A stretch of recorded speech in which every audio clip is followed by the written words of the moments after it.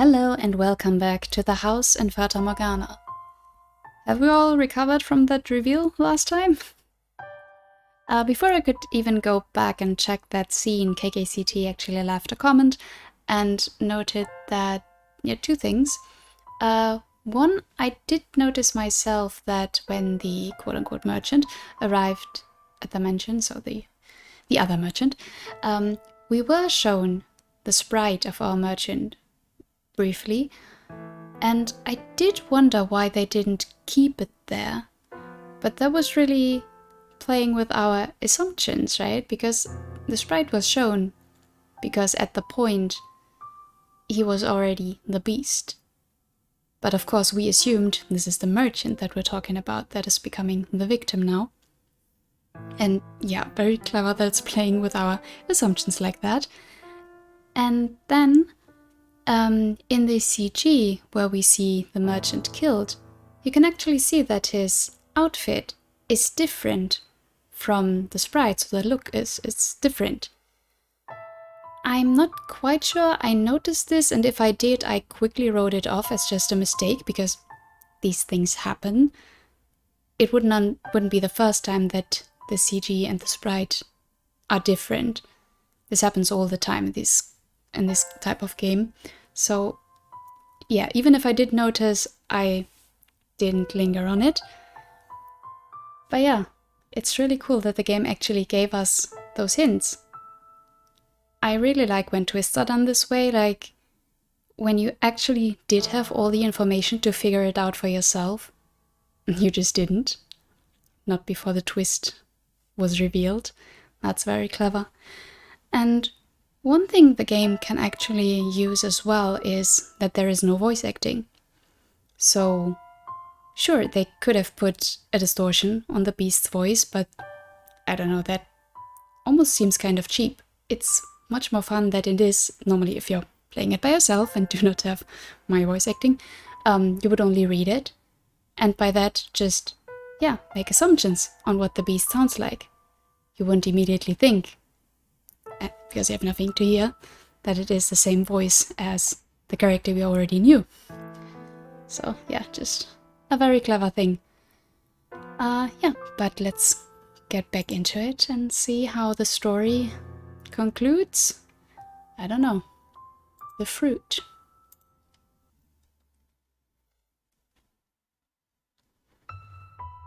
Oh yeah, that's also with the voices. I got a bit unsure on if I should stick with the beast voice now that we know who we're talking to. Yeah, why not, right? Hey.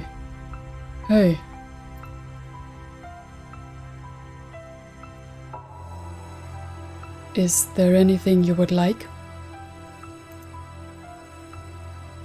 Anything I would like? I'm considering visiting the village. I see. You're going to the village. I thought I might be able to get some medicine. I would prefer to bring a doctor here, but no one would come if they learned you were in this mansion. So, he was planning to put on a disguise, to enter the village as a person.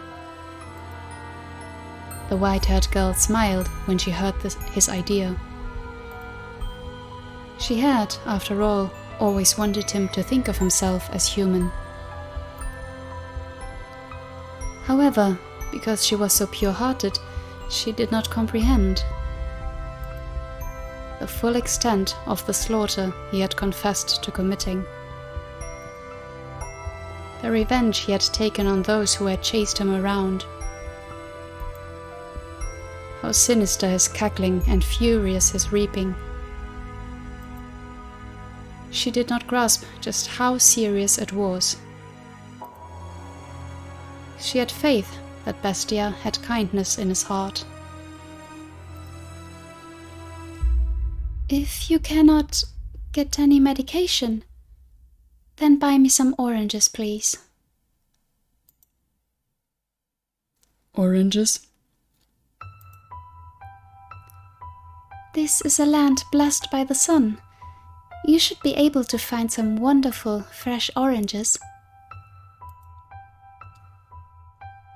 Will that make you feel better? Yes, it should. Okay. Bestia's mind was made up. He would don the skin of a human for her, to protect the peace he had. Why am I immediately imagining that literally? Oh, let's hope the maid cleaned up in the meantime. He would return to the place that had left him with many painful memories. It was, to him, the source of his fear. Whenever he let his guard down, their shouts would play back in his mind. Bestia! Bestia! Bestia!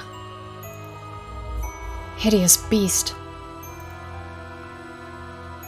Though he had physically conquered the people who lived there, Bestia's memories of the village still haunted him. But her health meant more to him than any of that. He was willing to cast aside his fear if it meant the white-haired girl would recover. The girl still in her bed, he made his way out of the mansion.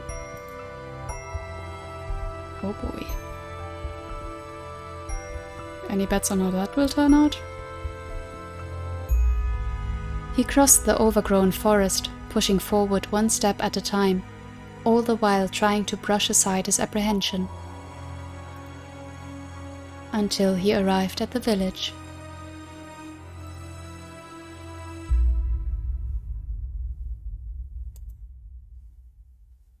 This is where they called me a beast. Where I was almost killed. And where I killed them. I look different than I did then. I'm dressed differently too, but can I play the part? Can I act a convincing enough human?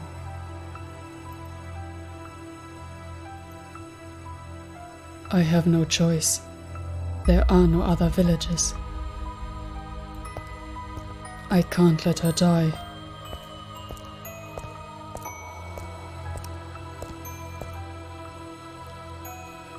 Excuse me, could you answer a question for me?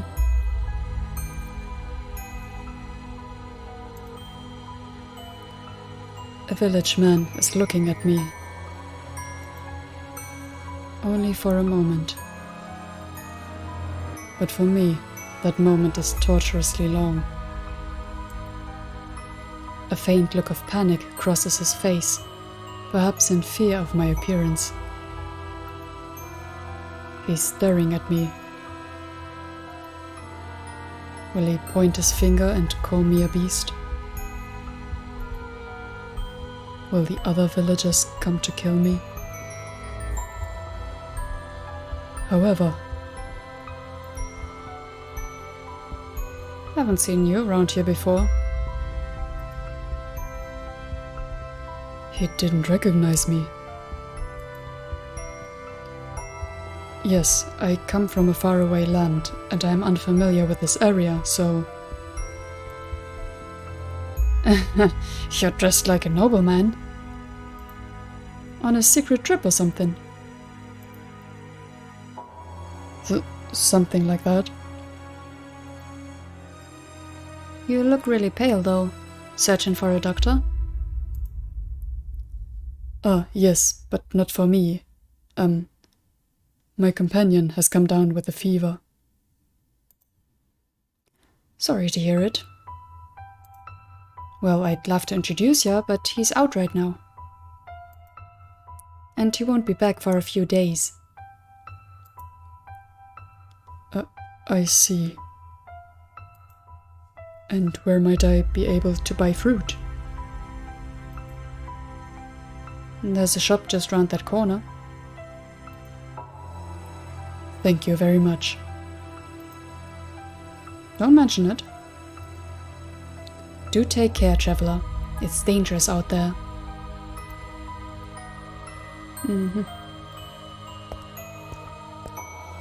Right. I'm starting to attract attention. But not the same kind as before. They don't look at me with revulsion, hatred, or furious indignation. They're simply curious. The village feels different than last time. Could it have changed this drastically? Or is it because I really did look like a beast then? And now I look like a human? I don't know. Excuse me? Me? Yes? I would like to buy some fruit. Some oranges. Oranges. Alrighty. Just a sec. The fruit vendor doesn't recognize me as the beast either. Any other year and they'd be a lot plumper than this. But this year we've had the end of the war and this whole mess with the beast, and it's just been crazy.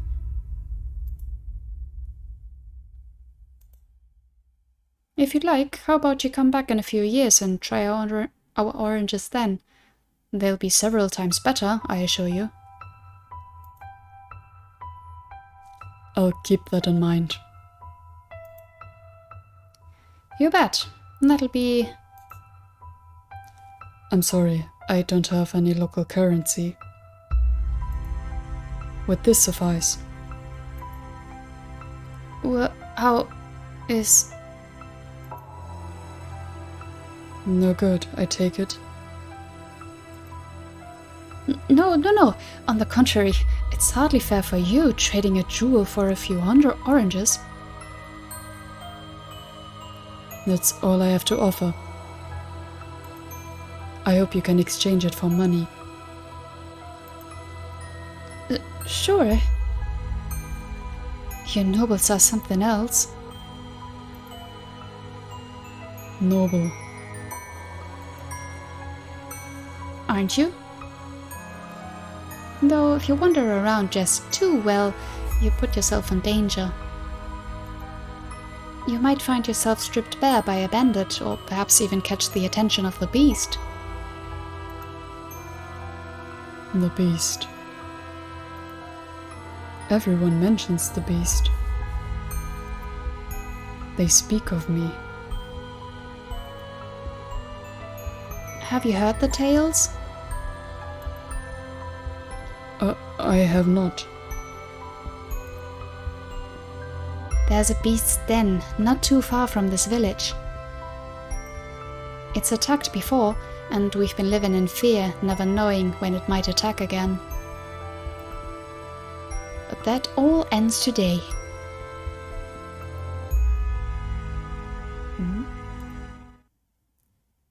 The men have finally found their spines. They all got together and went down to exterminate it. And you'll never guess who's responsible. A kid, a little boy, is spearheading the attack. Never would have expected a little kid to whip all our lazy, cowardly men into shape. The boy's the only one who knows where the beast's den... hold on. And what about your oranges? Oh, Javi, what have you done? The men have banded together. And they're going to kill the beast? Why now? Why when I'm not there? I'm the beast. I'm right here. I'm what you're trying to hunt. The only person at the mansion right now is her.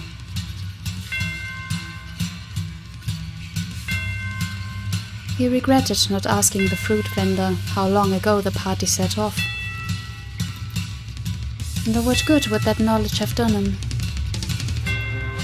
He had to hurry back regardless. The sun was beginning to set, draping the surroundings in a deep blackness. As if to keep him from returning home, the night wrapped its hands around his head, covering both eyes.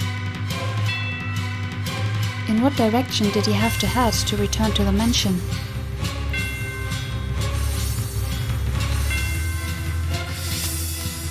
He stormed through the forest, and eventually the mansion appeared before him, like the world fading into view after a dream. Bestia was a tempest in the night, blowing through the overgrowth toward the house. Please, please make it in time. I need her. I need the peace that she provides me. The last thing I want is for her to die.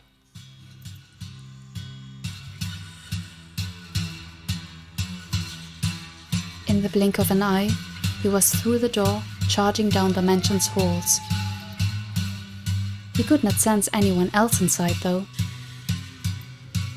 All he could hear was the whoosh of the wind blowing into the house from somewhere. It seemed the window was open. Where are you? Where have you gone? Answer me. Please, answer me.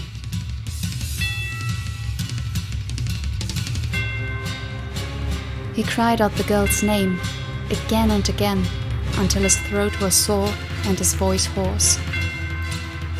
But she did not respond.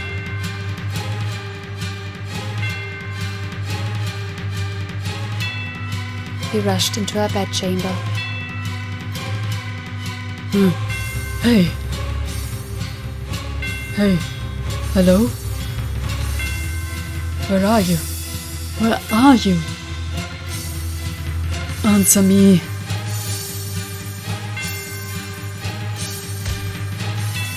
The man swung his head back and forth so hard he thought he might break his own neck. And when he made to look down, he slipped, falling on his tailbone. He felt something slick on his hands, a sensation he would recognize anywhere. The liquid was still warm. No, that cannot be. It can't. It can't. It cannot be. Muttering incomprehensibly in fear, he crawled back through the door of her chamber and into the corridor. Like a genuine beast, he followed the trail of slippery fluid on all fours. The trail glimmered like red wine. It stretched down the hall, past the living room, smeared across the floor like it had been wiped down with a mop.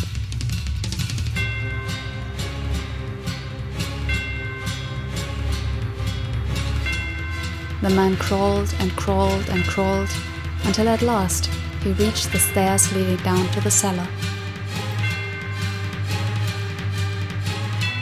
The ruby trail continued. From beyond the door, he could hear men's voices.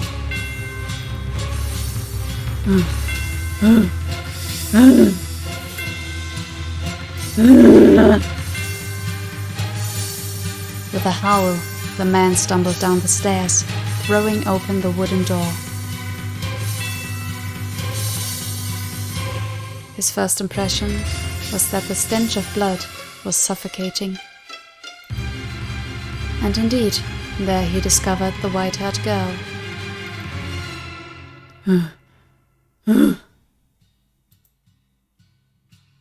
He found himself unable to even scream.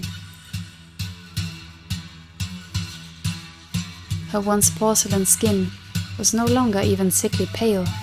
It It was now the bloodless color of dirt.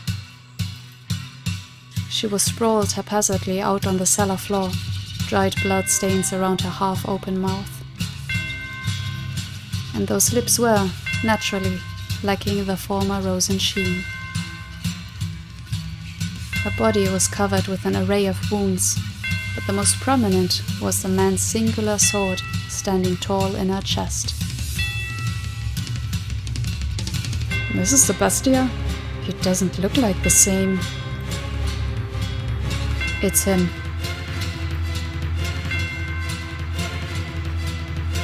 He's the same guy. He's the Bestia.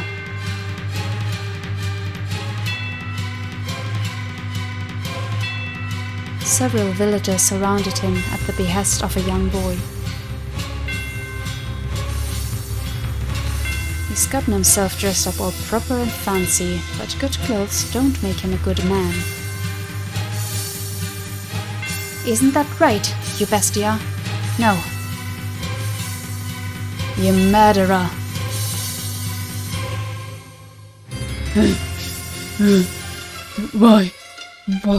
Why did you kill her? Why did you kill her? Why did you kill her? Why did you kill her? Why did you kill her? Why did you kill her? Why? You want to know why? Her death was an accident, I'd say. I feel bad about what happened. But any woman who would live with a man like you must be a witch.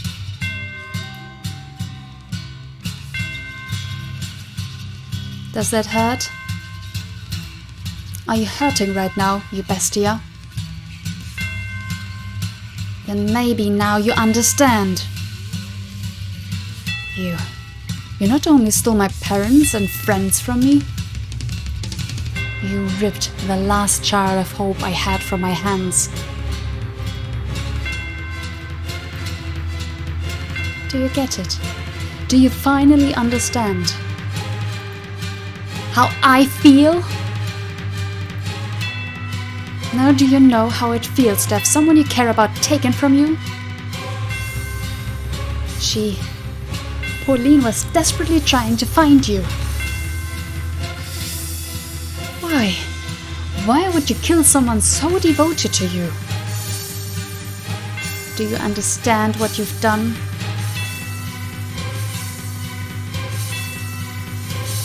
I'm asking you a question, you goddamned murderer.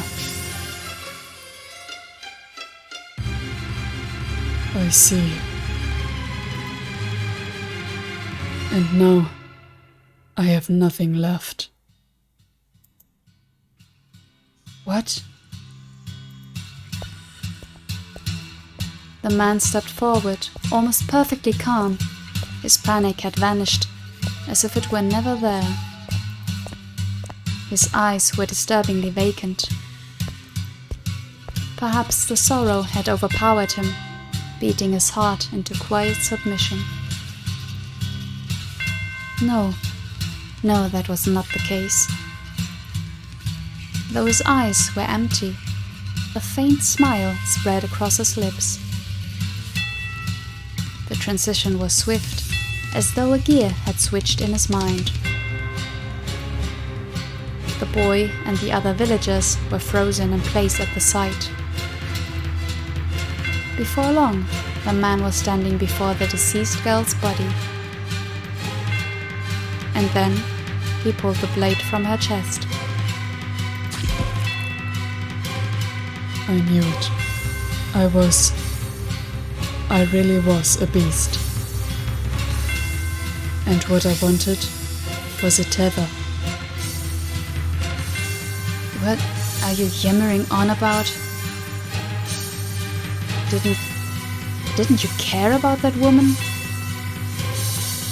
Didn't you choose her over Pauline? Who you then threw aside and butchered? What is wrong with you? What was she to you? She was my serenity. But she's dead now. and there's nothing I can do about that. Peace, calm, tranquility.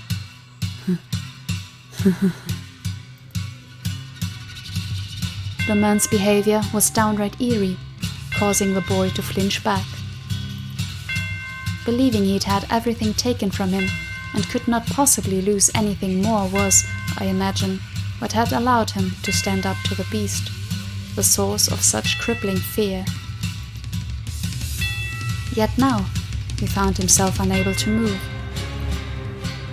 He found himself in the face of such an incomprehensible creature, paralyzed with fear. And the villagers were similarly dumbstruck. Not even I could understand his behavior. What the hell is wrong with you? How can you laugh at this? I don't get it.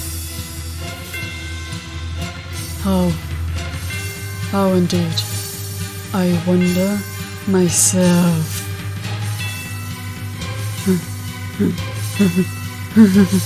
I don't know either. But you know what? It doesn't matter anymore. Because every last one of my anchors has broken off and sunken into the sea.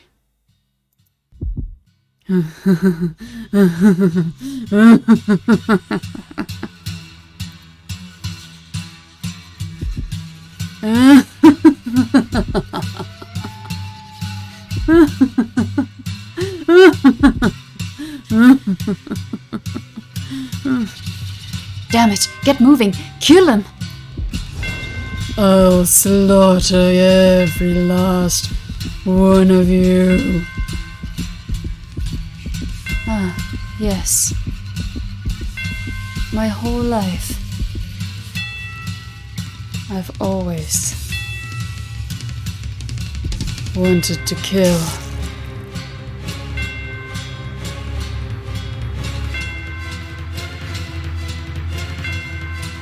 What was it that afflicted you with such madness? Losing your memory in the shipwreck? The abuse and insult you suffered at the villagers' hands?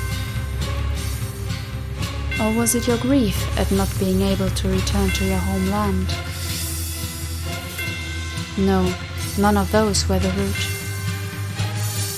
You were always like this.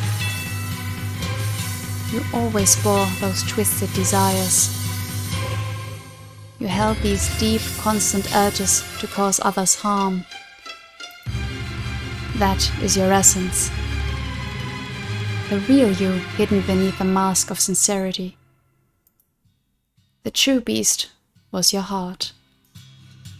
The beast was a convenient skin for you to wear. You wanted to be a brutal, savage murderer. You never really loved the white-haired girl, or the black-haired woman for that matter. You were merely attached to them, fixated on the idea of a world of tranquility. You used this peace to anchor yourself, to prevent you from drifting off into the ocean of your desires. You yearned to cause pain, while also hungering for the opposite, a calm life. You idolized this idealized life, spent in quiet harmony with another, because you knew just how difficult it would be for you to attain. Far more difficult for you than satisfying your cravings, but not impossible. I personally had hoped you would find peace with someone rather than descend into savagery. It may have only been superficial, but it would have been very human.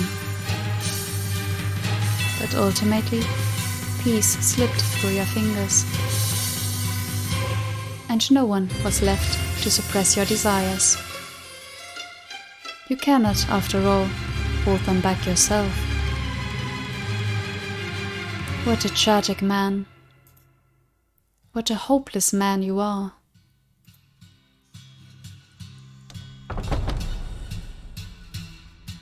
Weeping Manor is the achievement we got.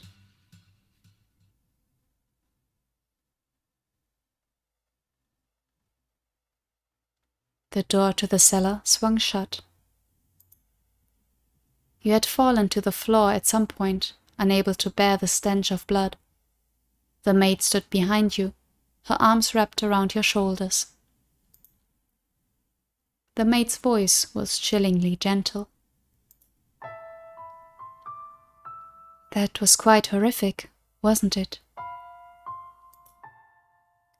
Are you feeling unwell, Master? Oh my, you're shaking, Master. Fear not. I assure you, the beast will not come through that door. I am here for you, and I will continue to hold you for as long as you need to settle your nerves. Oh dear, you feel like you might freeze in my arms. Am I really that cold? I cannot tell my own temperature. You wish to know what happened to Bestia after that? I could open the door once more and show you. But I have no intention of knowingly tossing you back into that den of horrors. He lost the rest of his humanity, becoming wholly beast. But, to tell just a little more of the tale, it is my understanding that an entire village was ravaged shortly thereafter. He was a bewitchingly talented swordsman. Not a single person living in that village could stand up to him. In the woman's memories you saw, he was a gentleman, yes? But even the mildest of men can change. Though personally, I believe that without an element of monstrousness buried somewhere within, a man cannot become a beast, regardless of what may push him in that direction. Do you follow?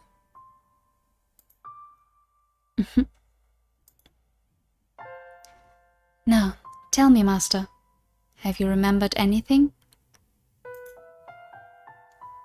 Oh dear, I was afraid of that. I am a remarkably patient maid. I shall accompany you for as long as you require.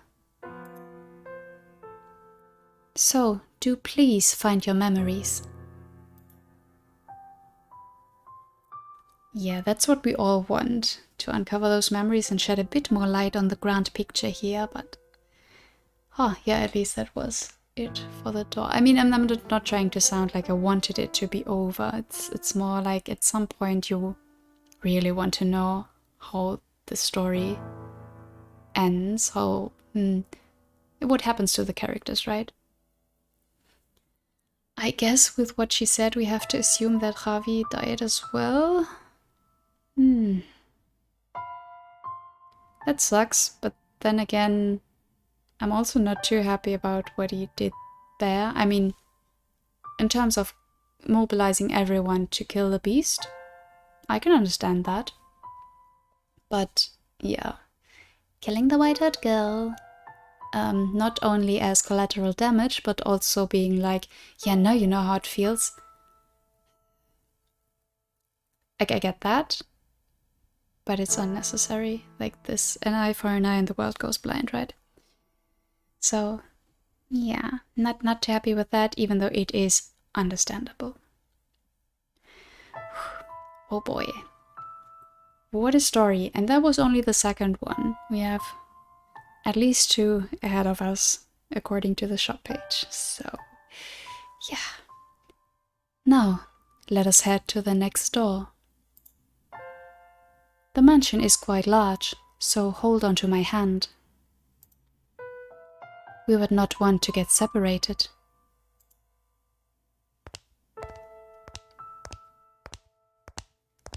You and the maid travel down the dimly lit hall, passing by the mirror once again.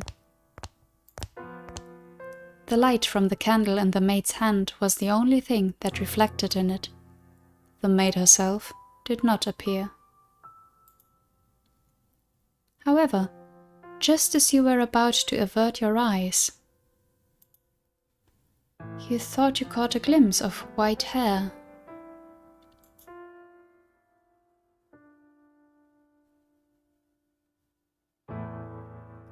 You heard a voice echo in the darkness. And when you turned to face the mirror again, the glass was the color of obsidian, as if it had been painted over. The voice seemed to be coming from beyond the mirror. The maid did not turn back, evidently having not heard anything. You.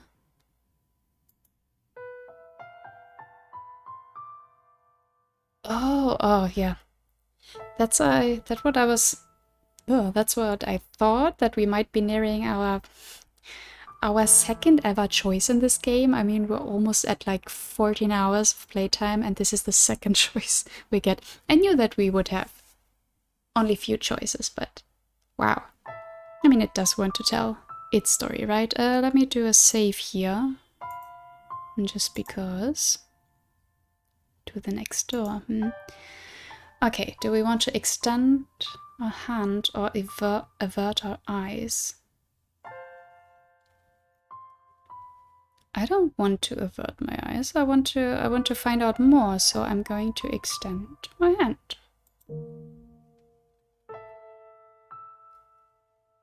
You extended your hand toward the darkness overrunning the mirror. The second your hand brushed against the surface, the tips of your fingers sunk into it. And the next thing you realized, your whole world was sinking into darkness. You could hear a voice. Was that a good choice or not? I am the witch.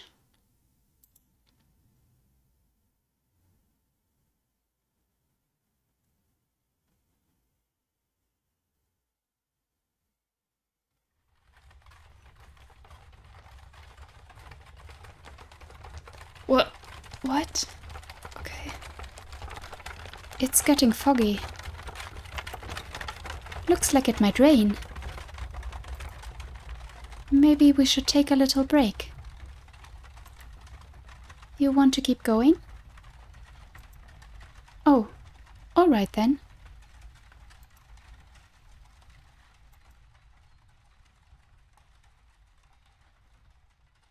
This deep in the forest? Thank you very much. You must be tired after such a long journey. This is the mansion I am looking for, yes?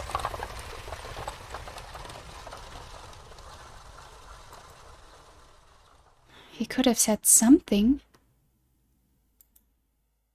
Oh well. I should get going, I guess.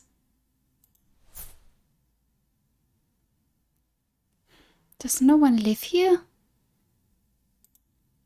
But if that's the case, then why was I... Such a big door. Please open.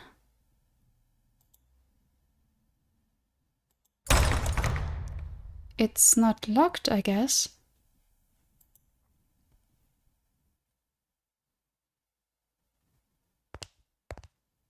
I wonder if the window's open. Darn, not a hint of light. Hello? Is anyone there? Please don't tell me it's actually abandoned.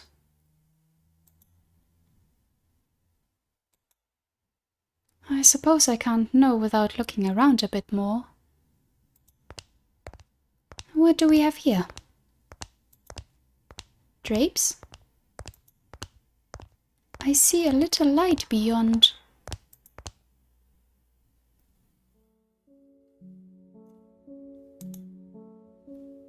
It's so pretty. It looks like an angel.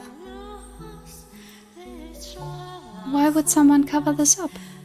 It's beautiful. With a little more light, it'd be... Please, do not touch the drapes. Or the windows.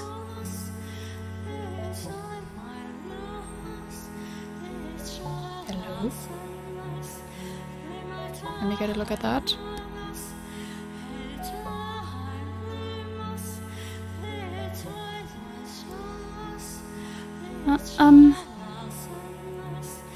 I'm sorry for coming in uninvited. But, I did announce myself.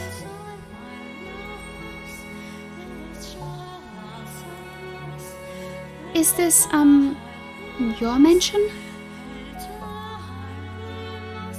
It is. Thank goodness. I was afraid it was deserted. I suspect you would have preferred it if the house were abandoned. Oh, not at all. I would be scared to death staying in this dark mansion all by myself.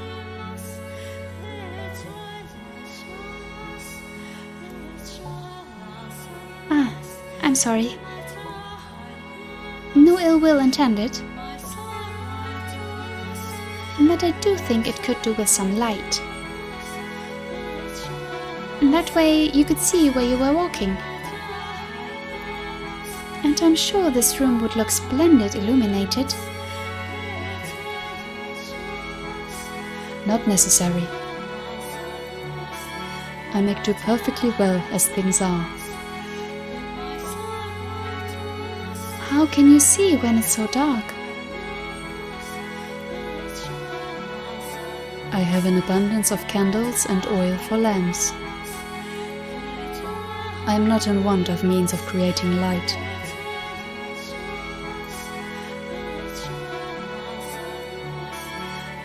It is not your place to criticize my lifestyle. Sorry, I have to laugh at that. That's basically actually me. I have so many windows in my living room, but I always keep the drapes closed. There. Anyway, sorry. If you need light, you are free to leave.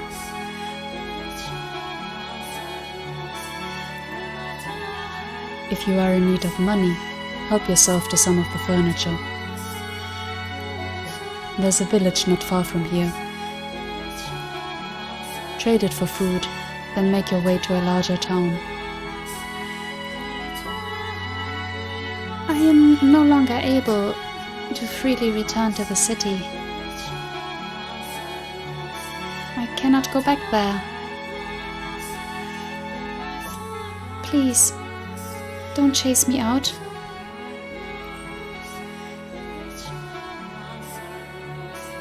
I see.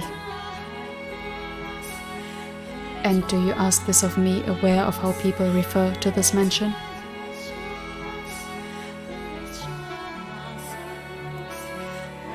They say that a witch lives here. Not merely a witch. A cursed witch. If you remain here, you too shall likely suffer your own destruction. You're worried for my well-being.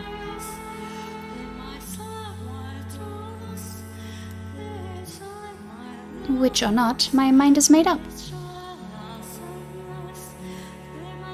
Which will strike you first, I wonder? Regret or the curse? You seem to be doing just fine. It's only a tale. The witch is real, very much so. It is not a legend, nor a fairy tale.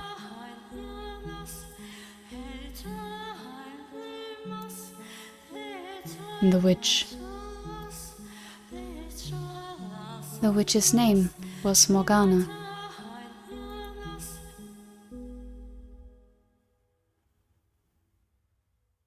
Is me.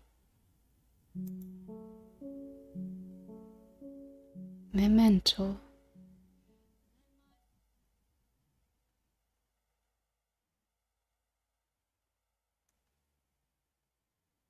Yeah, exactly that. What was that? Giselle? Oh my, what is the matter, Master? Why are you just standing in place? There is nothing there. The maid did not seem to have seen anything. You made to ask her about the scene you had just witnessed.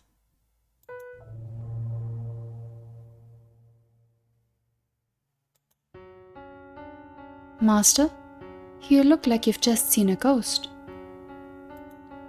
What is the matter? How about a little rest before we move on? You do not wish to remain here. Still not fond of mirrors? Yes. Now let us be off. I too dearly wish for you to return to your old self as soon as possible, Master. If your desire is to push onward, then I could hardly be happier. Now, follow me. I was confused a bit because, yeah, that character had like white hair and red eyes. But to me he looked male, and also Michel is a male name, the way it was written at least. But I kinda did expect him to say, I'm the witch. What does it mean? You followed the maid's lead, returning to the living room. From there, you climbed a set of stairs, your hands sliding through the dust that had settled on the ebony railing. When you stepped out of sight of the mirror, the maid returned to normal. You had been on the verge of remembering something, but you were no longer in a position to be concerned about such things. For the chill in the air within the mansion seemed to have intensified.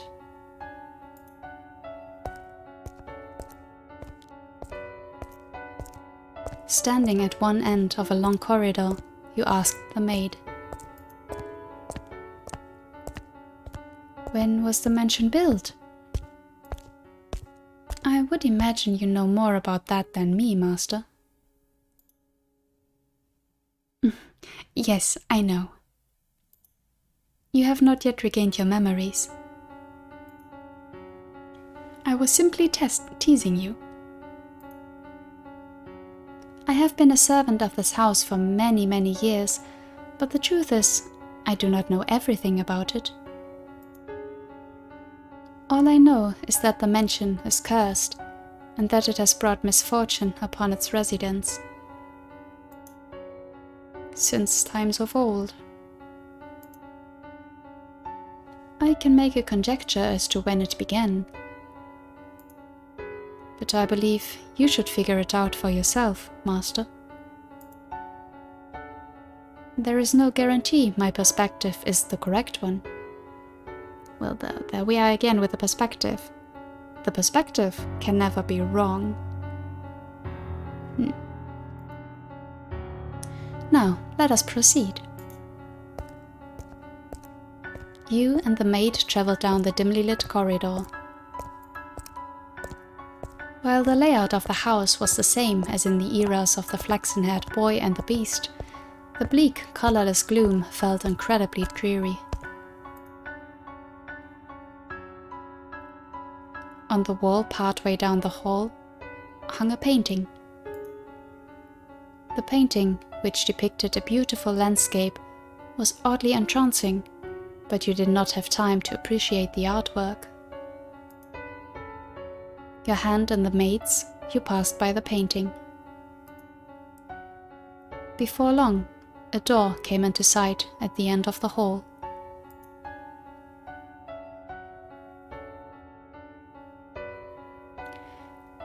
I know we're about to enter the next chapter, but I'm still lingering on that other scene. Was it supposed to be a memory or not? Like a memory of us or not? Weird. I'm still so curious. But oh well, let's push on. We had the 1600s, we had the 1700s. We had what seemed to be England and Spain, so yeah. This door is what I would like to show you next, Master. Listen closely. Do you hear the voices? Lively but rough, energetic but coarse. What lies beyond this door is neither a period of elegance and abundance like the first, nor one of ruin and savagery like the second. Technology and culture had become quite developed. Cameras and photography had been invented. It was a time of great progress and many breakthroughs. And for that reason, those who lived in it were constantly seeking to try new things. The tale I am about to tell you is one of a man who wagered everything on his ambitions. I hope that what you see, Master, will stir something in your heart. Now, through the door we go. Please, do not let go of my hand. The maid pushed open the door. Colorful balls bounced around atop a long, dark green table. One man, dressed in black and standing by the billiards table, turned toward the door. The room was inundated with eye-watering cigar smoke, causing you to squeeze your eyes shut.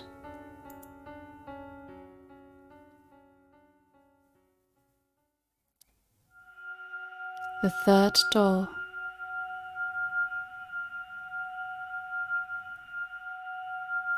(1869).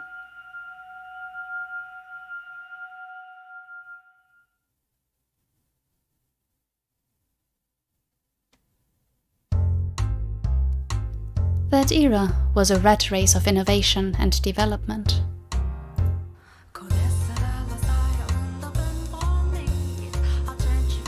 The smoke was so thick you could hardly see more than a few feet ahead of you.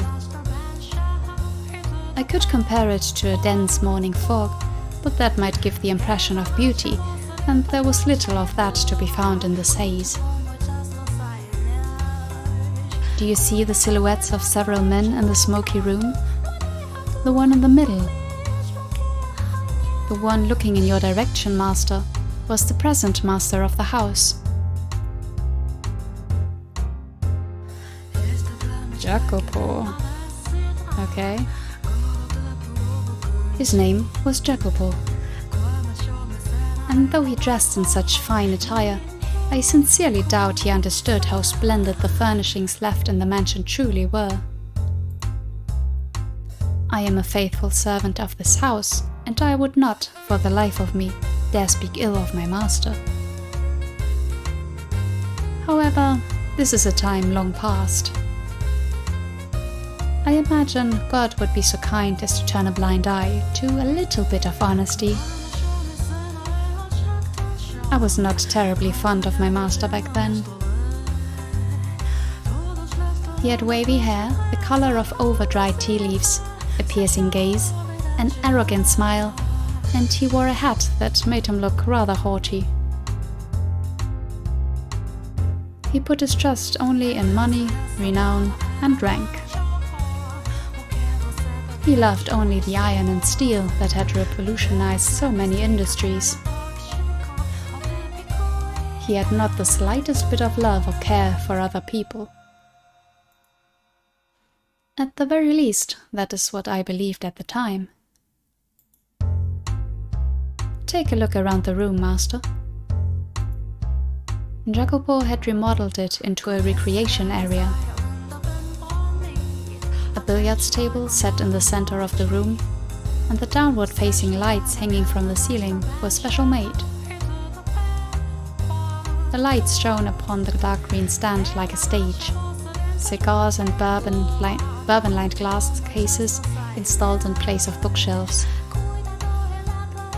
The cases were always fully stocked, their contents available to partake of readily.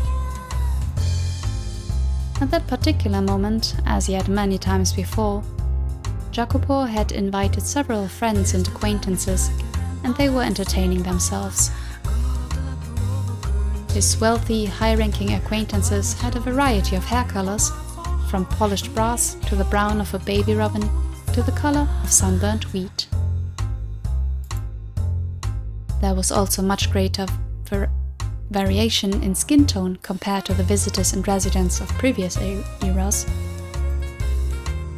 But there was hardly any surprise, for the mansion sat upon land inhabited largely by immigrants, the New World. We're in America? Okay. What's the matter? What are you looking at? Nothing. I just thought I heard someone say my name. Ain't no one there, unless you're seeing a ghost. I don't believe in such nonsense. It's an old house with a long history. Wouldn't be surprised if it had a ghost or two. But if the place is gonna be haunted, I'd take a princess over a bloody broad any day. A princess, eh? And when she showed up, you'd have your way with this ghost lady, am I right? Color me impressed, son. You jump her bones, and she don't even got any to jump. Come on now, that's hardly fair. Not much you can even do with a ghost. Have you thought about it before or what? My god, are you men or children? This is my house, and I would rather you didn't talk about it like that. Just the blatherings of a couple of drinks. Pretend you didn't hear nothing. For the love of God. In any event, whatever happened to that printer you invested in? I haven't heard the name come up in some time. Can we please avoid that topic? It's been quite the headache for me. I thought it'd pay off, but it always sounded sketchy to me. I'd recommend you pull out unless you want to find yourself with nothing left but a nice fat pile of debt. You could have mentioned that beforehand. This is killing me. The men's deep voices resonated in the cloudy room. As they imbibed alcohol and puffed on their cigars, they conversed mostly about business and money. Jacopo and the rest of the men were a breed known as investors. You might also call them tacticians. They survived on information attained before anyone else, by making swift decisions and having foresight.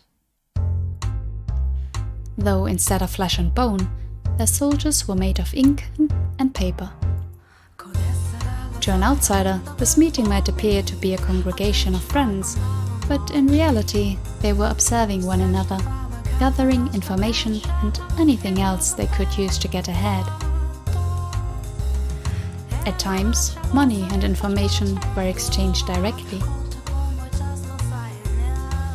And when they were no longer of financial value to one another, their relationship would pop like a bubble and dissipate into nothing.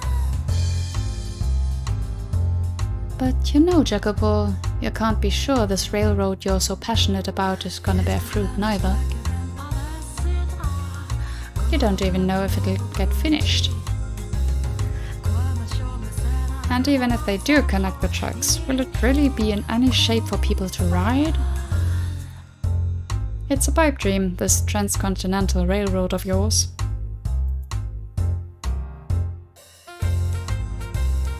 Jacopo went silent, but I am certain this is what was going through his head. You're a bunch of damned imbeciles. Imbeciles, if you can't see that the entire country's put their weight behind this endeavor.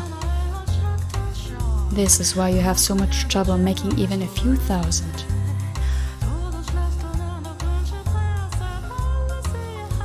At the time, a great railway was being built across the breadth of the continent. Construction was spearheaded by two large rail companies, in competition for both prestige and a bigger share of this massive national enterprise. The Union Pacific Railroad Company started building from the east, and the Central Pacific Railroad Company from the west. But government bonds alone were not enough to finance the massive undertaking. By the way, there have been some less than pleasant reports about workers dying on the job for the company you chose, Central Pacific. Ah, you mean how they're using explosives to blast through the mountains? Making quite a bang they are. But if this gets to be much bigger of a fix, they're not gonna be able to continue construction. You should at least put your money in the more sure bet of the two, the Union Pacific. It'll cost you to hire replacement workers, and if they keep kicking the bucket, you're gonna have trouble finding more. My goodness. And here I thought you all had spines. You think we're gonna run out of workers just because a few ate it? Huh. There's so many we don't even know what to do with them all. There's not a chance that well will dry up. And if, by some chance, it does, all we have to do is scoop up a ship full of blacks or yellows. You won't get anywhere if you spend your time worrying about a few measly laborers. This is an endeavor backed by the entire nation. Their deaths are honorable, in service of their country. The biggest loss is not of people's lives, but of time.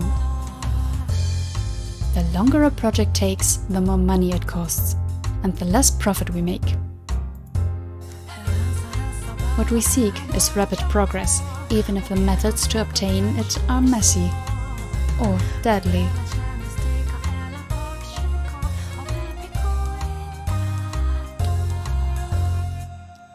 The other man in the room chuckled uncomfortably at Jacopo's distasteful choice of words.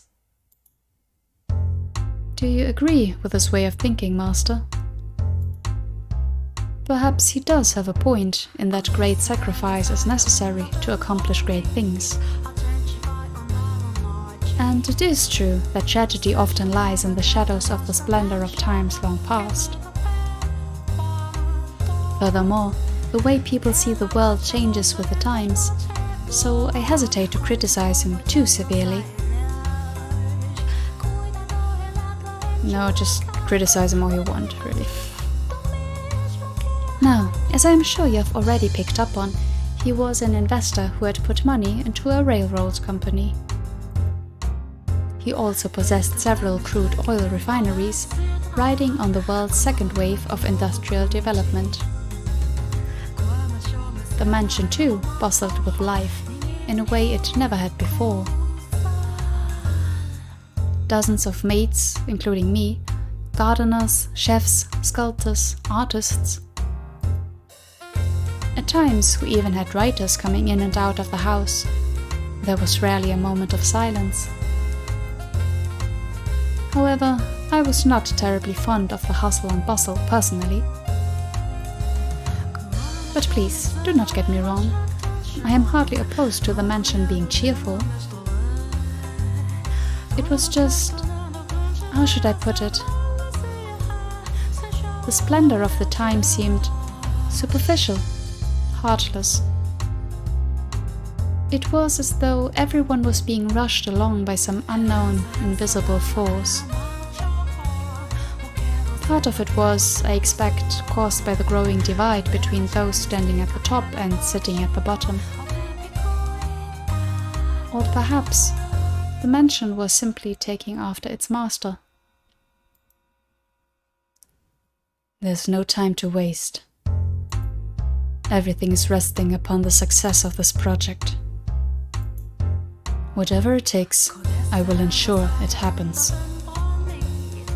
I need more money and more power. Suddenly, a restrained knock on the door stopped his train of thought.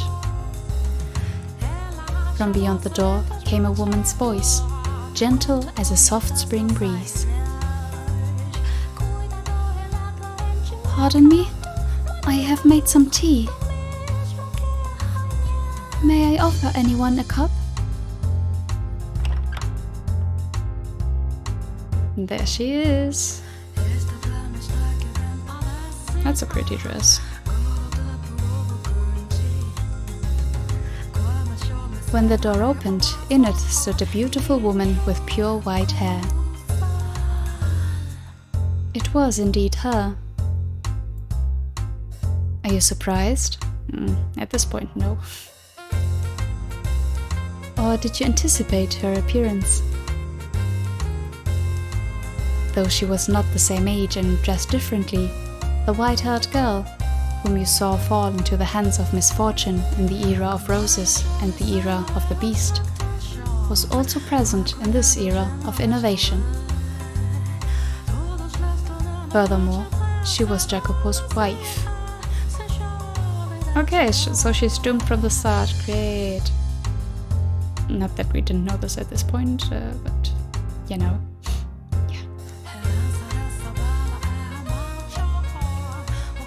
Tea, I don't recall asking for that. When were you asked to make it? I wasn't, but I had these leaves with the most wonderful aroma, and I thought you might enjoy. Shut your trap and know your place. What do you think we have all these maids for?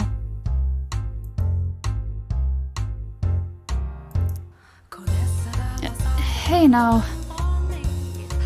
No need to cheat your lady like that. She was just trying to be courteous. These are my personal affairs. Please keep your comments to yourself. His friends were unsure how to react, but ultimately nobody stepped up to stop Jacopo. They merely shrugged, tossing glances at one another. Jacopo stomped over to the white-haired girl.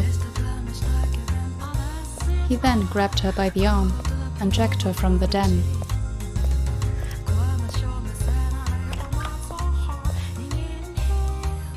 What the hell do you think you're doing? I've told you time and again to stay away from that room unless absolutely necessary. I'm sorry. But, I made tea and...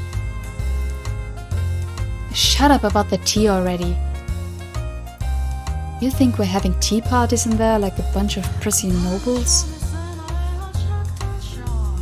I'm sorry. If you really feel so bad, don't go in there in the first place. Get the hell back to your room.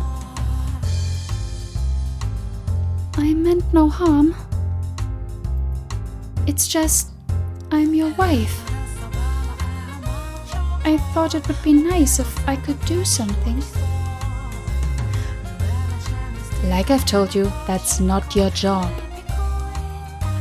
Don't show yourself in front of the other men. I have nothing else to say to you.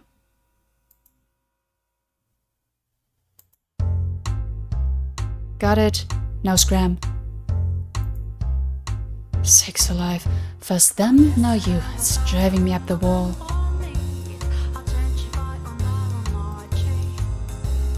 What is it? I told you to get out of here. Right, but, What? when will you spend time with me next? It has been some time since we last went out together. But we don't even have to go out. Just having dinner together would...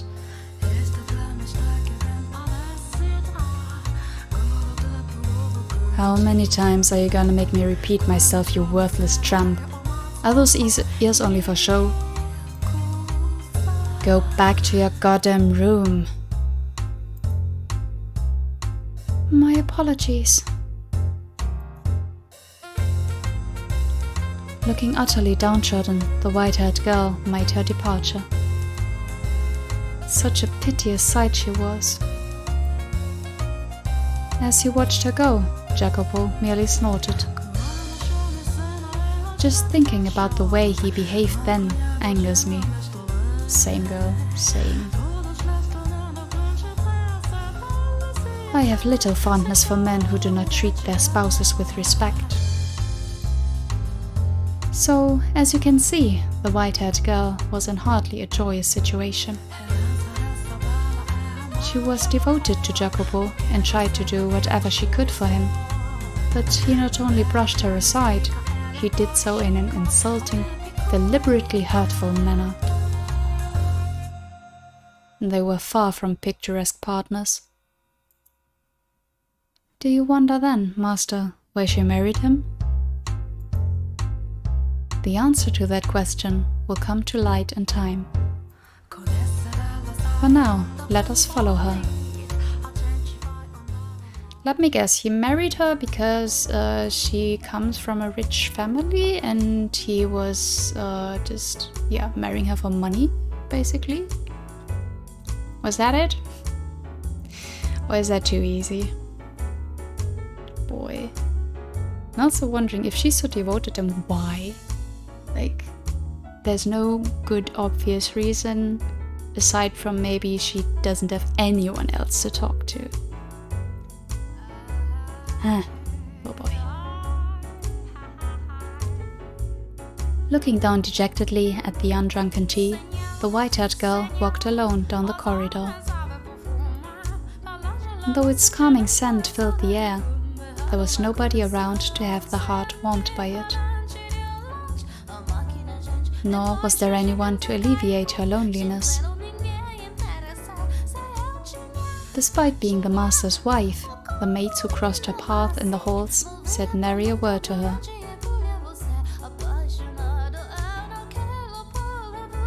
As a matter of fact,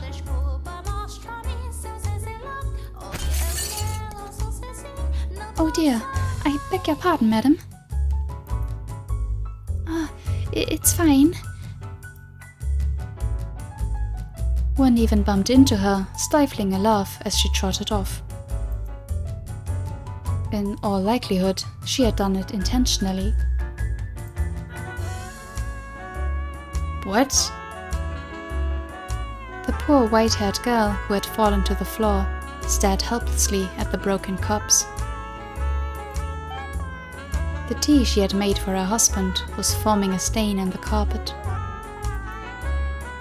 The maid's behavior toward the mistress of the house was absolutely unacceptable.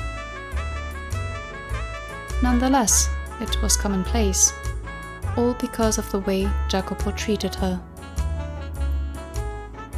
The more the man of the house acted cruel to her, the less weight her position as his wife held to the servants. That sounds a little over the top. I mean, they could still be fired at the snap of a finger.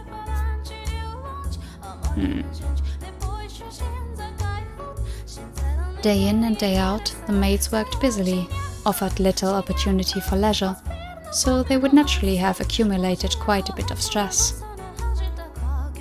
And she became the target for them to let off the steam. Not directly, but through a more subdued kind of harassment from the shadows. She must have felt quite miserable. I imagine she would have been better off as one of the maids. On the surface and in front of others, they showed respect for her as Jacobo's bride, but behind closed doors they acted very much the opposite. The disparity between the treatment she received around others, the treatment she was supposed to receive at all times, and the way she was actually treated made the abuse that much worse. And furthermore, as you have seen through the other doors, Master, she was a very reserved young woman. She could neither raise her voice in reprimand, nor raise her hand in retaliation. I have to get this cleaned up. She extended her spindly fingers towards the shards of shattered porcelain. But even the broken cup seemed to have no concern to spare for her. Its shattered edge cut her fingertip when she made to pick it up.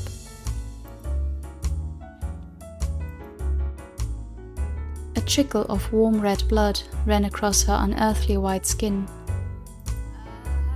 As painful a sight as it was, it had a sort of taboo beauty to it. The blood spilling from her finger showed no signs of slowing down. She clenched her hand into a fist, let out a sigh, and went back to collecting the shards of porcelain. But when she did... Madam! Madam! What's the matter? Oh, madam, you're bleeding. While all the other maids ignored her, one came running over, shouting to the white-haired girl's side. We need to get that cleaned and bandaged up. Oh, you don't need to pick that up. That's not your job, madam. It's all right, Maria. That's not much to pick up. It is not at all. All right. And the rest of you, why are you just standing there? Your boss's wife is on her hands and knees and you're not even lifting a finger to help her. You disgust me. Maria, it's fine, really. Oh, madam. If you weren't so timid, this wouldn't happen. You're allowed to yell at them, you know. It's all right, really. It's my fault.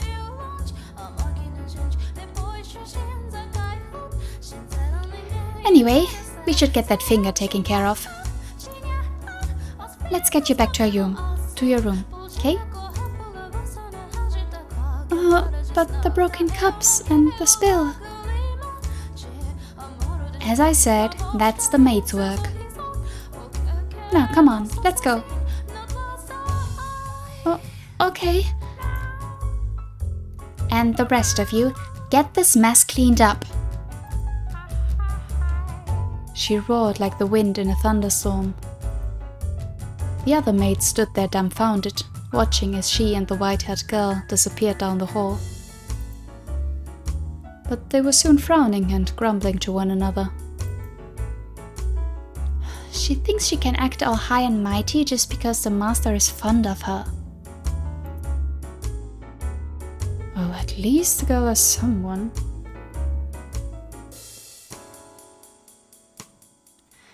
The woman's name was Maria.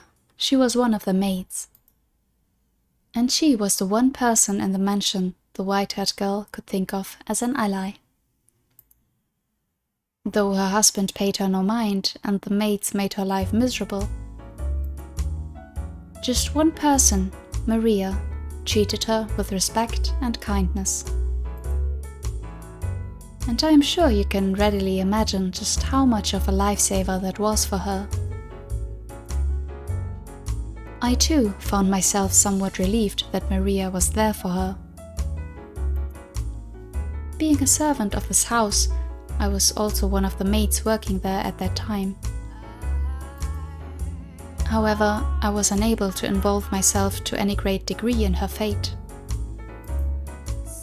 This meant that there was little I could do to assist her, even in times of pain and unpleasantness. The best I could do was pray that Maria would continue to lend the white-haired girl her hand.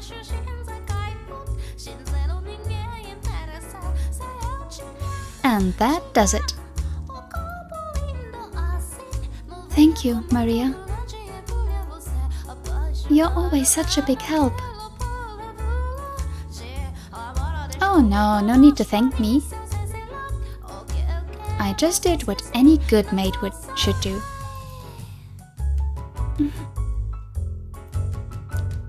No one else is in the room, you know. Oh, right. Then can I drop the act? Man, I just can't get used to talking all stuffy. I'm out there doing my best, but the hatmaid's still spotting stuff like... Your manner of speaking is improper for a servant.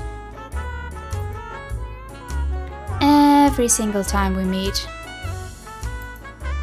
Yeesh, come on, just shove it, would ya? You're a damn creep. No, you mustn't speak of her like that. Sorry, slip of the tongue. She just kinda gives me the willies, you know? Speaking of, you dropped the stuffy talk too, madam. Kinda awkward if only one of us is acting casual, you know? This is normal for me. If I attempted to talk like you, I would freeze up out of nervousness. This is my casual. Fair enough. Guess that's what happens when you're raised well. I like it though. Has a very regal feel about it. I don't think my upbringing is the only factor.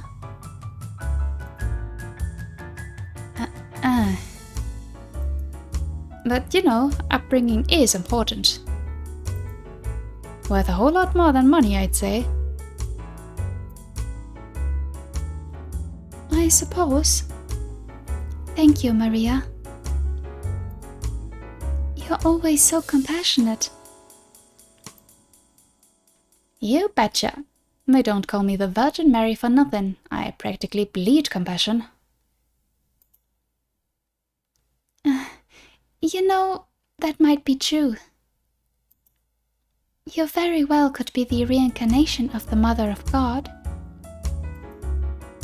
No. You were supposed to laugh at that. It's just embarrassing if you take it seriously. Alone in the white-haired girl's room, Maria was acting much more friendly and relaxed as they conversed, as opposed to her no-nonsense attitude in the hallway.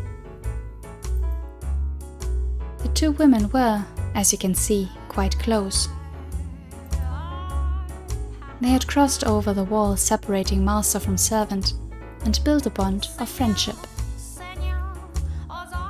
And at some point, they had begun to speak frankly with one another when no one else was around. Maria was the only person in the mansion around whom the white-haired girl felt comfortable being open. I imagine she very much enjoyed these moments of conversation. You wish to know who the headmaid was? My. Are you sure you want to ask me that, Master? Some questions are better left unasked, for your own good. That tells us everything, doesn't it? I have to say, madam, you have the prettiest fingers. Mine are all rough and dry and nasty. You think so? Mine haven't the slightest bit of muscle.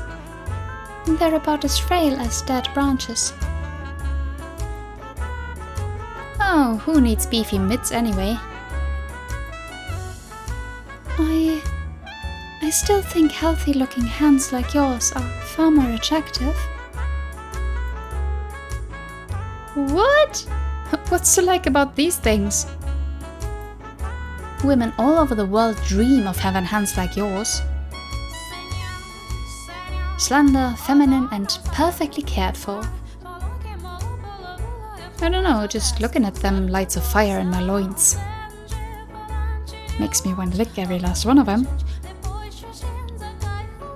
Actually, say, can I lick them? Can I run my tongue up and down all 10 of those sweet little digits?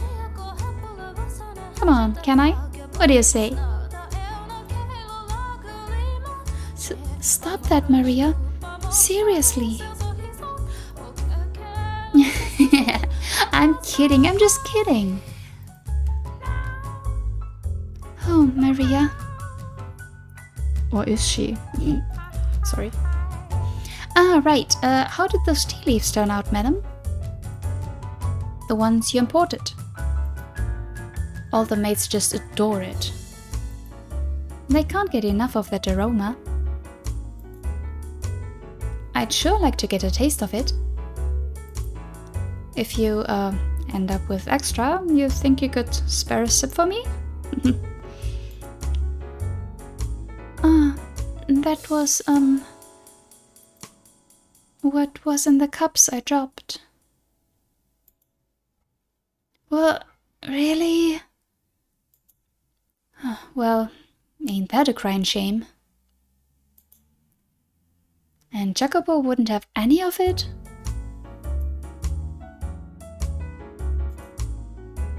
God, why does that man have such a stick up his ass? You went through all the trouble of making it for him and... He was busy. It's not his fault. Busy?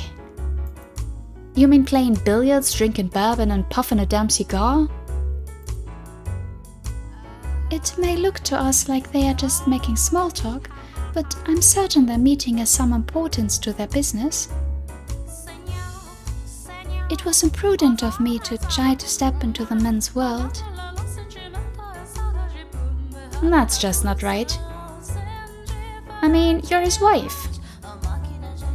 Why shouldn't you be allowed into the room? It doesn't bother me.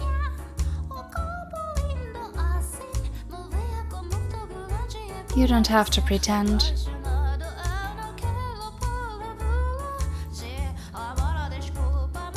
Here's an idea. How would you like to have some of that tea now? We also have some orange marmalade, which you like so much. Add a scoop of that and a tray of cookies, and we have the perfect tea time. You're singing the siren song, madam. But you really should be doing that with him. He would not have tea. I suspect he does not like it. I don't want it to go to waste, so...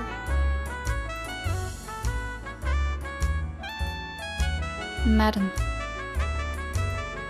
I know it's none of my business, and I have no place at all saying this, but... It's not impossible for a woman to file a divorce these days.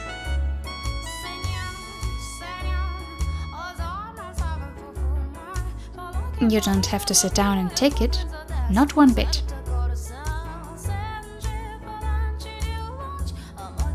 You're pretty, well-educated, and still young. There's hope, even if you do leave him. There are plenty of other men out there. You aren't obligated to stick with that arrogant jerk. He's just very busy right now. There you go again. There was a time when he was kind. Eh? He wasn't like this when we first met.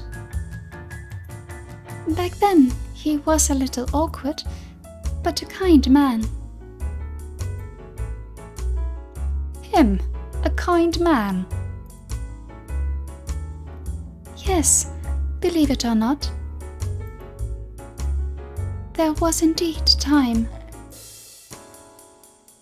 Say, Maria, would you mind giving me a little bit more of your time? I'll make some tea and we can talk. All right. If you're telling me about when Jacopo was decent, I'm all ears. Indeed. Uh-huh.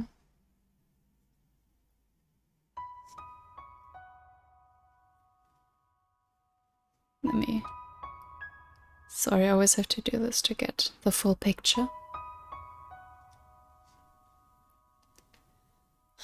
So we're continuing right on. Yeah, let's do a little bit more. As I'm sure you're aware, our parents arranged our marriage. Before I emigrated to this country to be married, I lived in a misty island nation. Portraits of my ancestors hung in the house where I lived. I remember as a child wincing in fear at the sight of them staring down at me. My mother and father were constantly telling me to show them respect, as it was their hard work that kept our bloodline alive and well. However, they were fighting an uphill battle to do the same. It would have been clear to anyone reasonably perceptive that our house was coming tumbling down. Valuable furniture and paintings slowly disappeared, and eventually the portraits were gone too. As our house collapsed, so too did my parents' health deteriorate, robbing us of any source of income. And though I was educated, I lacked the skills necessary to obtain work. Just as we were about to run out of money and options, my parents received Jacopo's parents' marriage proposition. Both of our families stood to benefit from the arrangement. I had social status, and he had wealth. Okay, I got it backwards, sorry. Not a good guess on my side then.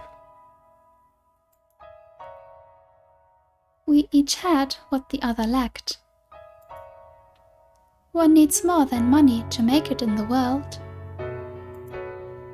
Without at least a semi-reputable name attached to you, you're liable to get laughed out of most social gatherings. I first met Jacopo here, in this country. We didn't even know what the other looked like until our wedding day.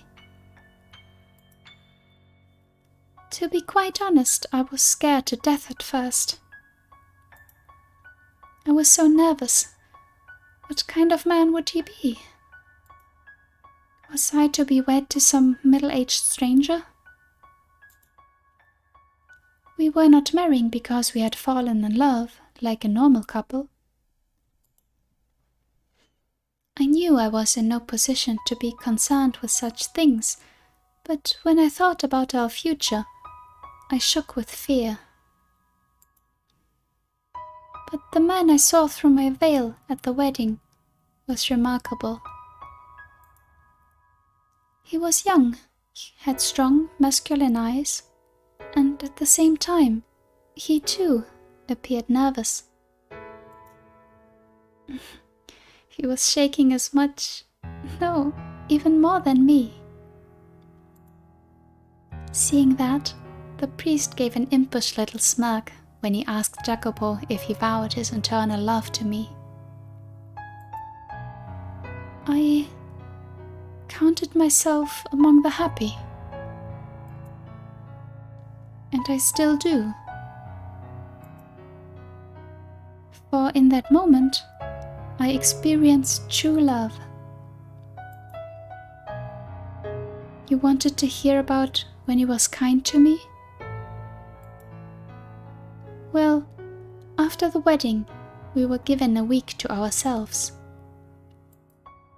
I suppose you could call it a honeymoon, though we didn't take a trip overseas, or even go very far at all. He looked at me with uncertainty and asked, Where would you like to go?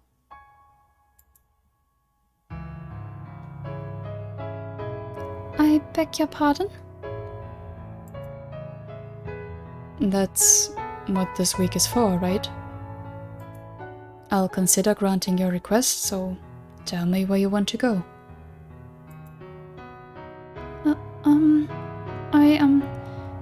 This is all so sudden. Nothing? Well, this whole engagement was spur of the moment. Normally, we would have planned a trip in advance. But unfortunately, our purpose is served so long as we act the part. You must be disappointed that you have to plan your honeymoon as it's happening. No, What? Speak clearly. I don't like it when people don't speak their mind. I'm sorry. But I'm happy. Even if this is a political marriage. Well, you're quite the positive thinker. Your parents say something to make you think that way?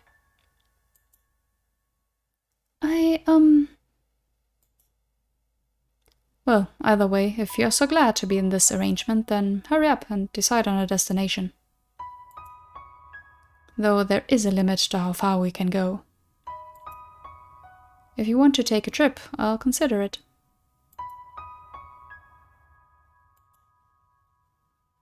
What? Is something funny? It just seemed comical to me that our honeymoon has begun, and we're only now deciding where we want to go. Not in a bad way, though. I'm glad our parents didn't arrange everything for us.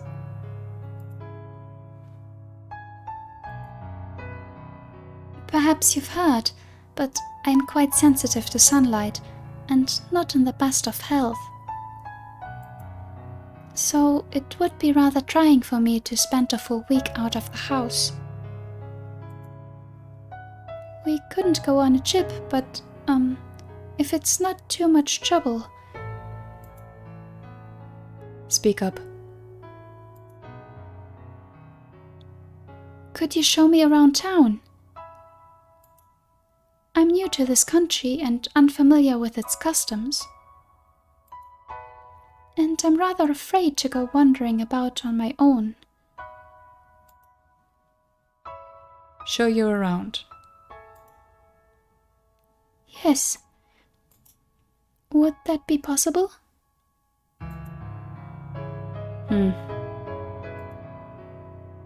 On a rare bit of time off, you asked me to show you around town. Is that really the most exciting idea you have? I'm sorry. If, there is somewhere you would like to go, I am fine with that. I will accompany you anywhere. As if I could drag someone who just professed to being sickly all over the country. My God, I've lost all interest in a trip.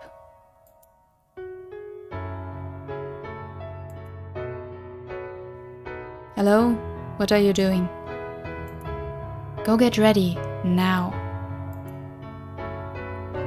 I beg your pardon? Didn't you want to see the town?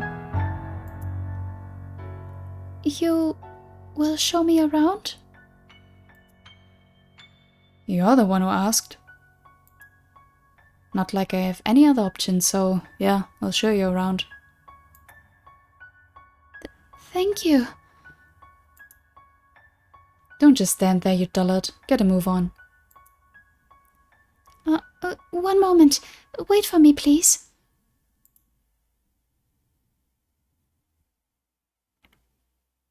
He hurriedly climbed into the carriage he had called for, a look of frustrated displeasure on his face. And then, as if he had forgotten about me until that moment, he returned, grabbed me by the arm, and led me to the carriage. In retrospect, I realize he was not being very gentlemanly. But I was pleased that he was making any attempt to interact with me at all.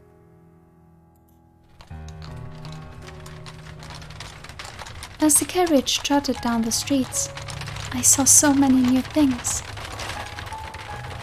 I had spent most of my time cooped up inside at home, so it was like stepping into an entirely new world. And add to that the rapid industrial advancement currently taking place. I saw men shouting back and forth as they smacked newspaper articles with the backs of their hands. I saw corner cafes crowded with cigar-smoking men on break from work. It was like the hustle and bustle of a festival. But every festival has its underside. I also saw overworked men, looking like they were on the verge of collapse, drinking water from a spigot on the side of the road. By way of contrast, I wore fine clothing and had a carriage at my disposal. I imagine every day was a struggle for them just to remain afloat. Had I not married the man I had, I too might have found myself on the streets in a similar situation. But it was not relief that spread through my breast at the sight of them. It was pangs of guilt. It felt to me like a life of opulence was wrong, sinful. It broke my heart to know that I was living so much better than them. Jacopo snorted disapprovingly at me, seemingly reading my mind, and then said, "The poor man who envies the rich covets his wealth and finds the ambition to make the same for himself, and the rich man who pities the poor, thinking it his duty to give them offerings of philanthropy."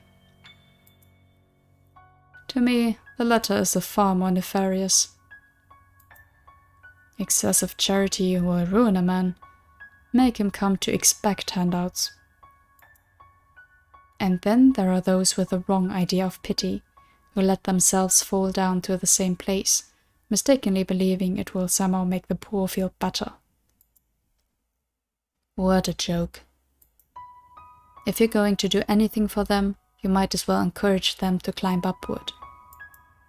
Spur on economic growth and the flow of capital. Doesn't that sound like a better option? I say nothing, simply smiling and giving an ambiguous nod. He had a point. My sympathy and guilt meant nothing to people actually experiencing hardship. If, feeling guilty of my own fortune, I acted upon that pity in the way he had described, it would accomplish little more than self-satisfaction. He seemed to have seen straight through to my very core. This was a man who had built his own fortune through investment, which I imagine required him to be rather astute. But doesn't a world where everyone is constantly trying to climb higher and higher sound rather exhausting? Sure is, honey. I personally would prefer to be in a position where I could watch, if only from a distance, as others climbed. But obviously I could not say as much to him. Sometime later, the carriage came to a stop in front of a shop. As I looked at the building perplexedly, he gestured to the door with his chin, signaling for me to get out. Lost and confused, I stepped down from the carriage, and before me spread a showcase behind a large glass window. However, lined up in the case were not precious metals or expensive clothing, but machines. At first, I had no idea what kind of devices they were. Have you never had your photo taken before? No, I have had a portrait painted though. Are these machines for taking photographs? A portrait, eh? Why am I not surprised? I did not mean to boast. Go on, get in. Please, wait. Wait for me.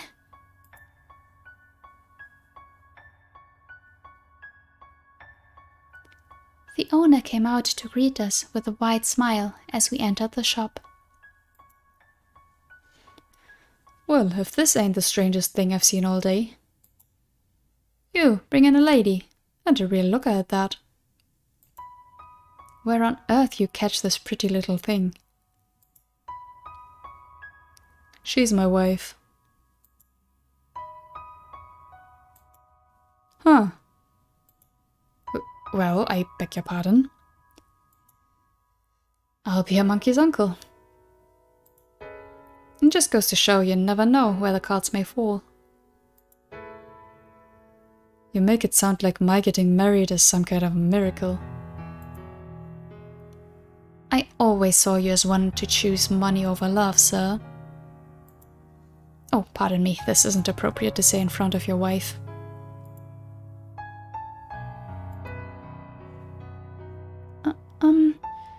Do you often come to this shop?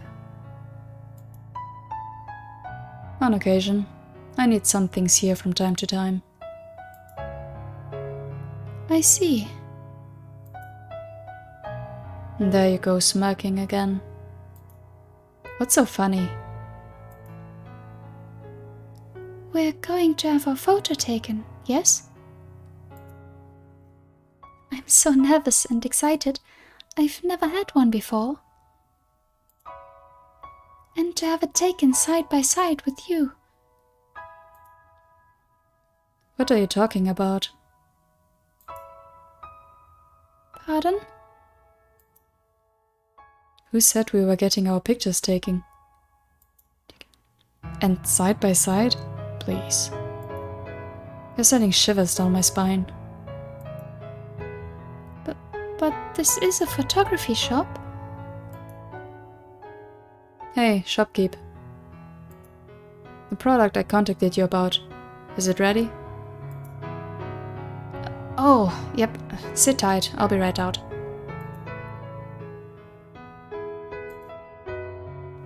You take a seat. There's a chair over there. What? I'm going to show you something much more exciting than sitting still and waiting in front of a camera lens. Oh?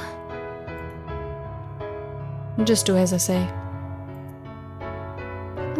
Okay. I sat down in front of a large mirror, which I presume was normally used to check your appearance before having your picture taken. Sitting before a mirror with someone else present was quite nerve-wracking. Out of embarrassment, I dropped my gaze to my knees. But when Jacopo returned, I was entranced by the curious object in his hands.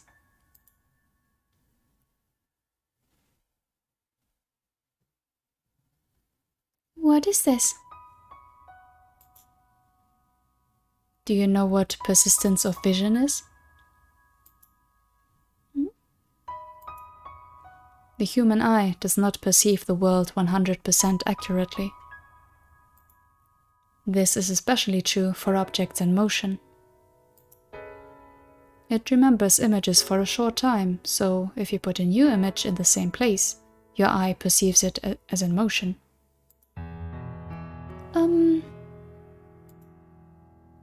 Seeing for yourself will be faster than explaining it. Yeah, the origins of animation basically here. Yeah.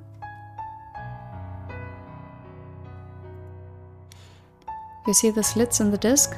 Look through the bottom one and into the mirror.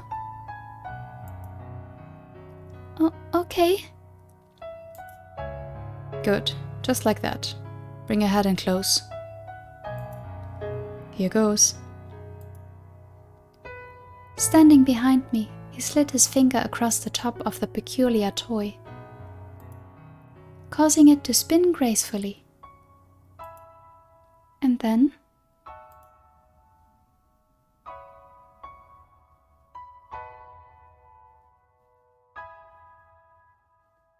Ah! So, what do you see? They're dancing! A man and woman are dancing. Sounds like you're not having any trouble seeing it. Are they dancing well? Yes, they are. It's the most adorable thing. What? Adorable? That's funny. I asked to have it remodeled after a ballroom dance. Yes, it's a very elegant dance. But you see, they're small, like little dwarfs, which I thought was kind of cute. And they seem so close, going around and around without ever letting go of each other's hands. This is incredible. Why does it look like they're dancing? They were all lined up in a row a few moments ago. Goodness, I just explained it to you. It's playing a trick on your eyes. What you're seeing is lots of different pictures in a short period of time. To put it in words you might understand better. It's an illusion. Your eyes are being fooled into thinking the image is moving. An illusion. But they're dancing. They really are. And they look like they're having a wonderful time. Are you sure it's an illusion and not something else? To me, it does not seem to be. I cannot see it as anything but two tiny people dancing. That's how it works. Reach out your hand and try to grab them. You won't be able to. Ah, you're right. That's a shame. I didn't think you actually would. But it's the most precious thing. They look as though they're dancing atop my palm. Jacopo has no fantasy, okay. I was mesmerized by the strange phenomenon. Pictures were moving, after all. Still images had begun dancing before me. It was almost as if God had breathed life into them. He had called it an illusion, but I could not grasp that. It was such an adorable, heartwarming sight. I imagined the two were off living in some other world, separate from our own. They looked so happy. I was almost certain that they were off dancing in their joyous world, free from all the sorrow and loneliness and pain of this one. Eventually, the speed at which they danced began to slow, as if they were resting their legs. I almost thought I could hear the sound of their feet with each step.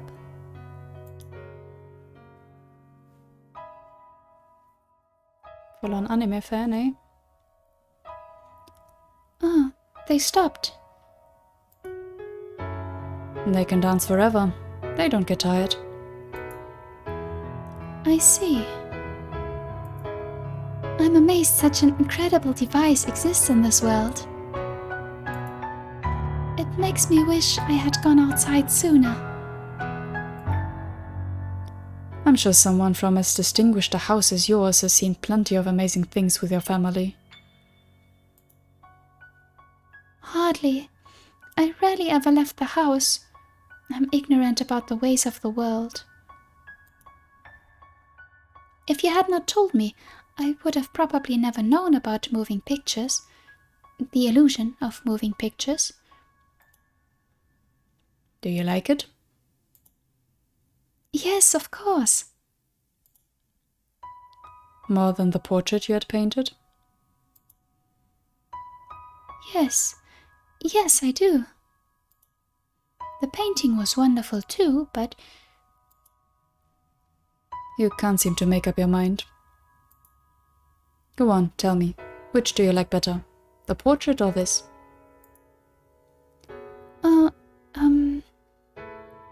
Why can't they exist side by side? Why does one have to be better than the other? Gee. I like this better. I see. He looks somewhat pleased. Though when it comes down to it, this is a simple trick only a child would fall for. Then I suppose that makes me a child. If it means I get to watch something as splendid as two tiny people dancing, I'll happily fall for the trick. Quit describing it as two tiny people dancing. You're going to lose your head that far up in the clouds. Oh, I'm sorry. I do not know how else to describe it, though. It's a toy called a phenakistoscope. Okay. Phenakistoscope?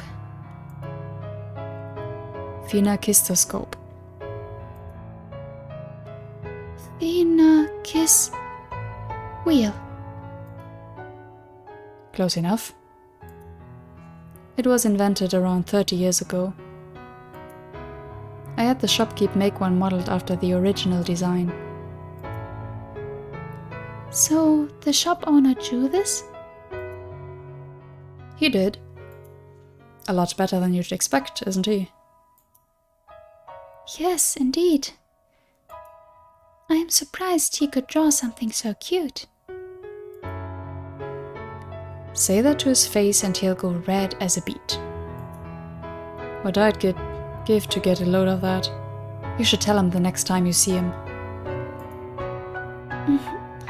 He's a sweet man. Despite how he looks, you mean? It's not right to judge people based on their appearance. I'm just kidding. Don't take it too seriously. The shopkeep here loves new technology. That phenakistoscope is one such invention that caught his eye. You can trick the eye into thinking drawings are moving. Using a sequence of photos, you can perhaps make it seem as though real people are moving too. And if it becomes possible to show those images to many people at once, these developments could broaden the options artists have to express themselves. Not drawings, but photographs? Yes, photos. By taking hundreds or perhaps thousands of photographs, it would be possible to reproduce the world as we see it. This room, people walking down the streets. There's no point in recording boring everyday life, though. If you're gonna leave a record of anything behind, it should be the projects and enterprises that move nations. Say, for example, a moving record of the opening ceremony of the railroad. That would be something worth watching. And then, in time, it would expand beyond a mere record-keeping technology and find its way into the hands of artists. Is such a thing possible? You must remain still for a long time just to take a single photograph. Right now it isn't. But eventually it will be. And I'm not simply fantasizing here. Is that so? It sounds so very futuristic. Do you What? want to support people who work on that sort of thing? Is that why you are friends with the owner? It has nothing to do with my wants. I merely think there's money in it. Figures. The rich starve for entertainment, and artists create that entertainment. I have no interest in their pretentious self-expression. I just want their money. What? What's so funny? You look like you are enjoying yourself. Honestly, it's just about the money. As you say.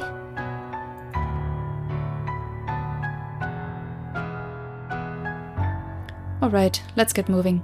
Next is dinner. What?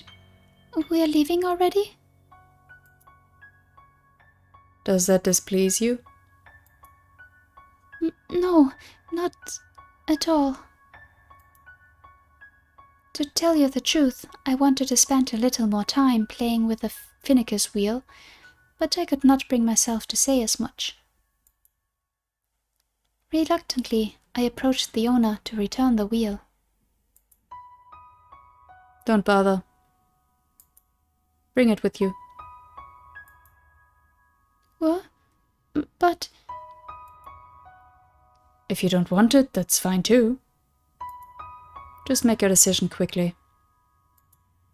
You're making the driver wait. Having said that, Jacopo exited the shop. I alternated between looking at us back and the Finnegas wheel, debating what I wanted to do. And then, with a smile, the owner whispered to me. You're allowed to keep it, really. Your husband out there had it made as a gift for you. For me? Little while back he came to my shop asking if I could make a Finnegasoscope. Now that about knocked me out of my chair. He's a man who almost never asks for favors. He's pretty damn brusque and he's got a tongue sharp enough to cut steel, but he's not wicked to his core, I swear it. So please, ma'am, be a pillar of support for him.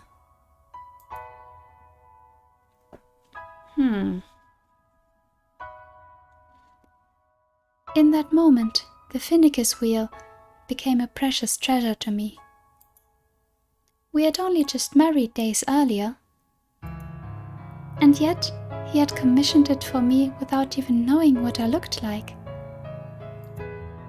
I was filled with a warm, pleasant elation. I agreed with the owner. Jacopo was not a bad man. He merely had difficulty expressing himself. Hurrying back to the carriage, I gave him my deepest thanks. He glanced over at me for a moment, then turned back toward the window and muttered, "Yeah." From there, we went to a restaurant for dinner. You call this a pizza? The crust is an atrocity. It's like I'm chewing on rubber. How can you wave my country's flag and not serve spaghetti? Do you have any shame at all? This wine is pitifully unbalanced, far too high levels of acidity. Listen to me carefully. The house wine is the face of a restaurant. He complained about every little thing. It was a complete disaster. But curiously enough, I was not at all put off by his behavior. When the sun set, the carriage made its way to a nearby hill. The cool nighttime breeze felt wonderful on my skin, flushed from the alcohol, and the light from the gas lamps had a comforting warmth to it.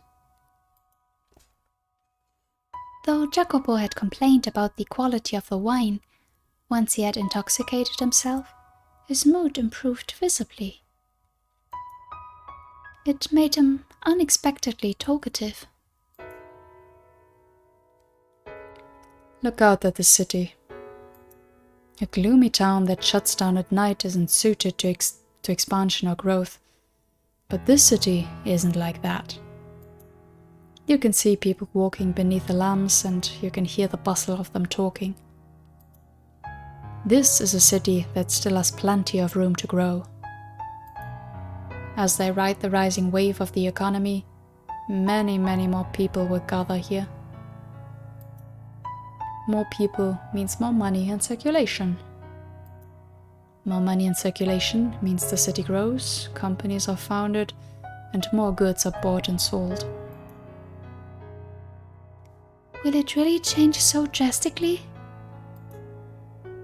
It can be difficult to see what's happening from the inside. The majority of people just go about their daily lives, and the next thing they know, things are different. No, I'd wager most don't notice the changes at all. Only those with eyes sharp enough to realize what's happening can see success.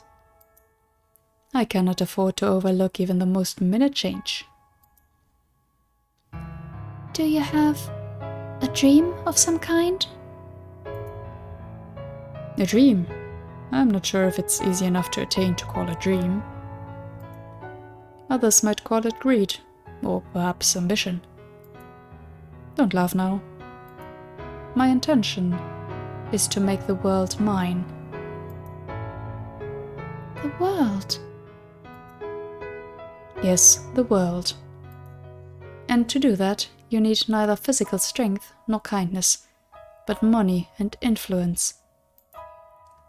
People have no choice but to kneel before those forces. Why are you so intent on obtaining power?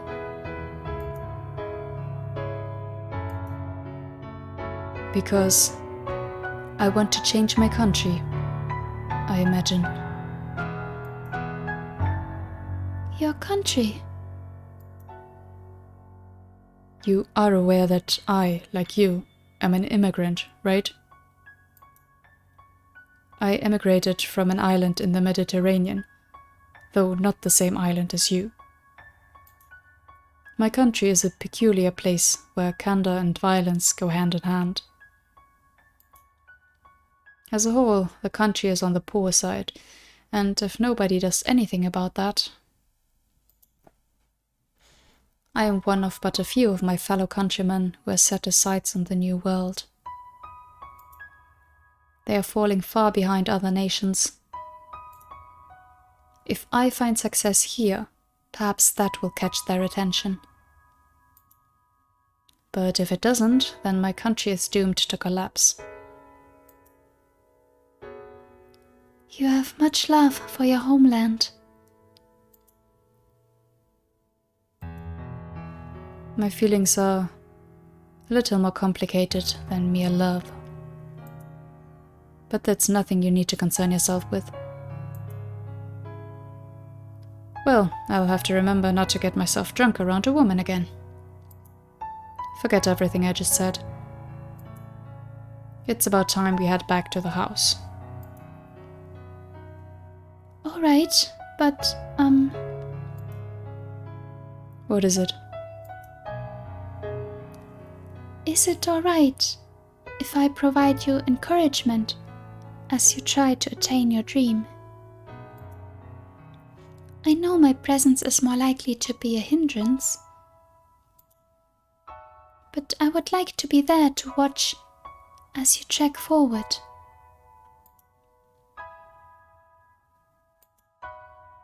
I suppose. Do as you wish. Thank you.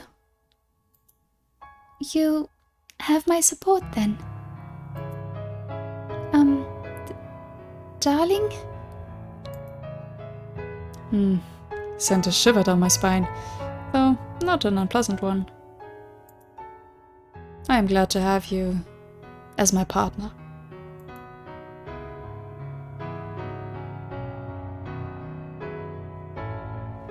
I was, without a doubt, happy then.